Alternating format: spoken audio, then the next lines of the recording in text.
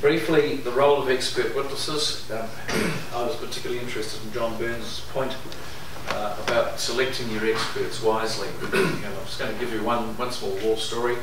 Heard a case in Pai here in the Bay of Islands about 3 years ago, in which there was a proposal for, bear in mind that there's no building in Pai here that's higher than about 3 stories right now. This was an application for a 15-storey apartment hotel block, and needless to say, a number of local people got fairly concerned about that by the time it came to us. It was down to 8 or 9 levels or something like that, but still significantly higher than anything else there. A little society was formed with some careful legal advice and in particular considering the extent of the resources, money that they had at their disposal. They very carefully selected 2 experts. There was a landscape architect and one other to hit key issues. There were a whole lot of other things that interested them, but they couldn't afford half a dozen experts, so they chose the key issues and hit the ground running with those. And a capable lawyer who sort of came in and out and provided them with guidance and ultimately fronted at the hearing, and they had themselves a very solid win. So experts, we hear more and more expert evidence. Our work is frankly more about making decisions based on the expert evidence than it is about issues of historical fact, unlike some of the other courts, like the civil courts.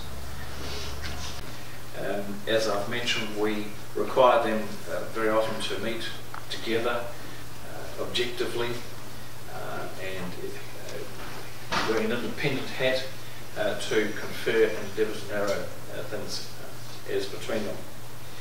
Experts are required in our practice now to be independent, objective and entirely professional. Questions can also arise to the extent of relevant expertise or experience on their part. They are required to avoid being advocates. They are to provide their own professional opinions and not that of the party who hires them.